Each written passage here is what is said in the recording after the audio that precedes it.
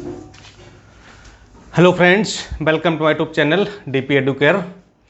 दोस्तों, आज हम बात करने वाले हैं कि जो लोग कई बार परीक्षा दे चुके हैं और उनका प्री नहीं होता है, ठीक है, और उसमें से बहुत सारे ऐसे लोग हैं जो कि जॉब में हैं या फिर अभी नई तैयारी में उतरे हैं, नए लोग हैं, ग्रेजुएट हुए हैं, या जो हाउसवाइफ हैं जो मतलब कि घर में रह कर के पढ़ाई कर रही हैं, या जो लोग जॉब में रह कर के पढ़ाई कर रहे हैं, ठीक है, तो वो लोग तैयारी कर रहे हैं और कहते हैं कि हमारा कभी 4 नंबर कम रह जाता है, कभी 2 नंबर, कभी 10 नंबर, मतलब कि कुल मिलाकर के प्री नहीं हो पा रहा है। तो आखिर ये कमी कहाँ पर रह जाती है, कहाँ पर आपके नंबर कम हो जाते हैं, किस विषय में नंबर कम हो जाते हैं और क्यों कम हो जाते हैं और क्यों आपका प्री अभी तक नहीं हो पाया है, इन्हीं बातों की तह में हम लोग आज जानने का प्रयास करेंगे और आपको बताएंगे कि आप किन किन बिंदुओं पर, किन किन चीज़ों पर ध्यान दें तो आपका इस बार प्री ना रुके। RO 2022 की वैकेंसी पूरी संभावना है कि जून जुलाई के बाद आ सकती है, जहां तक मुझे जो हमारे सूत्र हैं, जो सूचना मिल रही है। तो उसके लिए आप लोग मुस्तैद हो जाइए, तैयार हो जाइए कि 2022 की वैकेंसी आपकी जो है जल्दी आएगी और इस बार पदों की संख्या भी ठीक ठाक रहेगी। काफ़ी पद खाली हो रहे हैं। 2020 में 22-23 में काफ़ी लोग का रिटायरमेंट है, काफ़ी लोग का प्रमोशन भी हो गया है और काफ़ी लोग जैसे कि PCS में जो लोग सेलेक्ट हो गए हैं अभी 2018, 19 और 20 3 सालों में PCS में लोग सेलेक्ट हुए हैं, उनकी ज्वाइनिंग हो गई है। तो काफ़ी लोगों ने रिजाइन किया है। हमारे बैच के ही काफ़ी लोग चले गए हैं, ठीक है। 2016 बैच के काफ़ी लोग गए, 2014 बैच के भी काफ़ी लोग छोड़ के चले गए हैं। तो काफ़ी पद खाली हैं, समीक्षा अधिकारी के भी और सहायक समीक्षा अधिकारी के भी। तो वैकेंसी जो है अभी एग्जैक्ट तो नंबर नहीं बता सकते, लेकिन मतलब कि संख्या अच्छी खासी रहेगी इस बार, ठीक है। यानी कि जितनी 2021 में वैकेंसी है इससे ज़्यादा ही रहने की संभावना है। तो बात करने वाले हैं आज हम कि आपका प्री क्यों नहीं हो पाता, कहाँ पर कमियां रह जाती हैं। तो ऐसे कुछ बिंदु हैं, जैसे कि कुछ जो लोग जॉब में हैं, चाहे वो प्राइवेट जॉब में हो या फिर सरकारी नौकरियों में हो, हाउसवाइफ हैं या जो लेडीज़ हैं, महिलाएं हैं, वो टीचर हैं या अन्य वैकेंसी में अन्य कहीं तैयारी कर रही हैं, बैंक में या कहीं भी हैं, या कुछ ऐसे नए कैंडिडेट हैं जिन्होंने हाल ही में ग्रेजुएशन किया है या ग्रेजुएशन कर रहे हैं और वो तैयारी में आना चाहते हैं। तो उन लोगों को कैसे पढ़ाई करनी चाहिए, कितना समय देना चाहिए जिससे कि वो प्रारंभिक परीक्षा को पास कर पाएँ, ठीक है। तो इसके लिए देखिए 4-5 बिंदुओं पर आपको ध्यान देना होगा और पहले आपकी मैं कमियां बता दूं कि कमियां आपकी कहां रह जाती हैं, क्यों नहीं होता, ठीक है। देखिए पहली कमी नंबर 1, पहली चीज़ तो ये कि आप लोग वैकेंसी का वेट करते हैं और अपनी तैयारी नहीं करते हैं। जैसे कि अभी लोग क्या है ना, आप लोग शांत बैठे हुए हैं, ठीक है, कोई मतलब पढ़ाई चल रही लेकिन मतलब वो मज़ा नहीं है। आप लोग विज्ञापन का इंतजार कर रहे हैं कि नोटिफिकेशन आएगा, वैकेंसी आएगी तब हम तैयारी करेंगे। आप ही जान लीजिए कि विज्ञापन अगर आया तो समझिए 2 से 3 या 3 से 4 महीने का आपको समय मिलता है, इससे ज़्यादा समय नहीं मिलता विज्ञापन से और प्रारंभिक परीक्षा की डेट तक, ठीक है। अब सोचिए कि 4 महीने में इतने बड़े सिलेबस को आप कैसे कंप्लीट कर पाएंगे। पूरा कंप्लीट GS पढ़ना है आपको, हिंदी के 6 टॉपिक आपको पढ़ने हैं, करंट अफेयर्स आपको साल भर का पढ़ना है, नहीं हो पाता है। करंट अफेयर्स तो बिल्कुल नहीं हो पाता। आप लोग जो है जल्दी से कोई एक जो है पूरी साल भर की किताब लेते हैं, उसको पढ़ते हैं, लेकिन नहीं हो पाता है।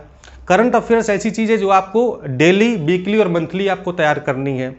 सामान्य अध्ययन कई बार रिवीजन मांगता है, इतना बड़ा सिलेबस है, 5-6 आपके सब्जेक्ट हैं, ठीक है, उन सबको पढ़ना है, रिवाइज करना है, तो ये 4 महीने में संभव ही नहीं है। इसलिए तैयारी जो आपकी है अभी से प्रारंभ हो जानी चाहिए। वैकेंसी का आपको वेट नहीं करना है, ठीक है। आपको वैकेंसी का वेट करना है कि मतलब अपनी तैयारी रखें। वैकेंसी आपका वेट नहीं करेगी, आप वैकेंसी का वेट करिए ना। कैसे? तैयारी करके। मान लो वैकेंसी आ गई, पता चले कि 3 महीने बाद परीक्षा है, अब आप क्या करते हैं, जल्दी जल्दी सारे सब्जेक्ट पढ़ो, इतिहास भी पढ़ लो, भूगोल पढ़ लो, संविधान भी पढ़ लो, सब कुछ पढ़ लो। भाई 3 महीने में, 4 महीने में कैसे पढ़ सकते हो? संभव ही नहीं है। या तो आप इतने मतलब कि जो है जीनियस हो, 12-14 घंटा पढ़ाई करते हो, तब तो ठीक है, लेकिन आपके पास ये समस्या है, आप जॉब में हैं, हाउसवाइफ हैं, अभी नए कैंडिडेट फ्रेशर हैं, ठीक है, तो आप कैसे कर पाओगे? पॉसिबल ही नहीं है। फिर आप कहोगे सर हमने सिलेबस तो पूरा पढ़ा था, बहुत मेहनत की थी, लेकिन बस 5 नंबर से रुक गया, 6 नंबर से रुक गया। अरे रुकेगा ही, ठीक है।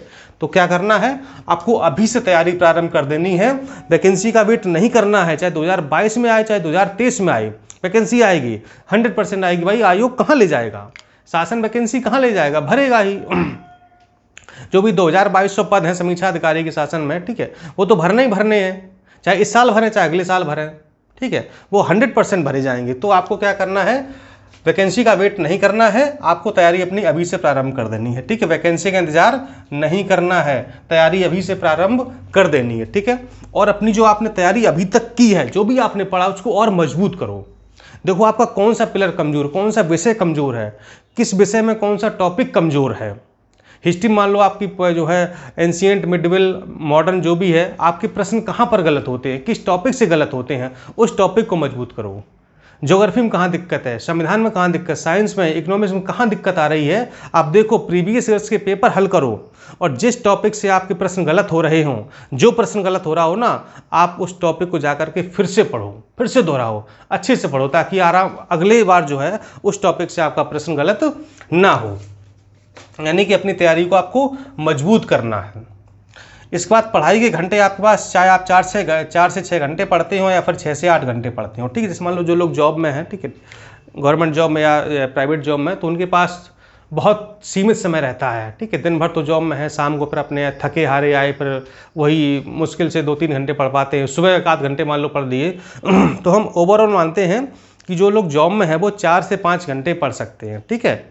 4 से 5 घंटे, यानी कि 5 घंटे भी ओवरऑल मान लो तो महीने में जो है वो 150 घंटे दे सकते हैं, यानी कि एक महीने में 150 घंटे पढ़ाई वो कर सकते हैं।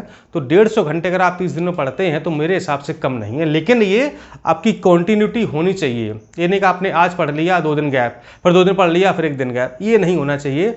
आपको उतना अपना शेड्यूल फिक्स करना है कि हमें ड्यूटी से आना है और इस टाइम से लेकर के इस टाइम तक हमको अपना स्टडी करना है, और उस स्टडी के टाइम पर आप मतलब फिर सिर्फ स्टडी करेंगे, कुछ और नहीं करेंगे। पता चले बीच में किसी का फ़ोन आ गया, बतियाने लगे, आधे घंटे वहीं बिता दिए, ऐसा आपको बिल्कुल भी नहीं करना, ठीक है।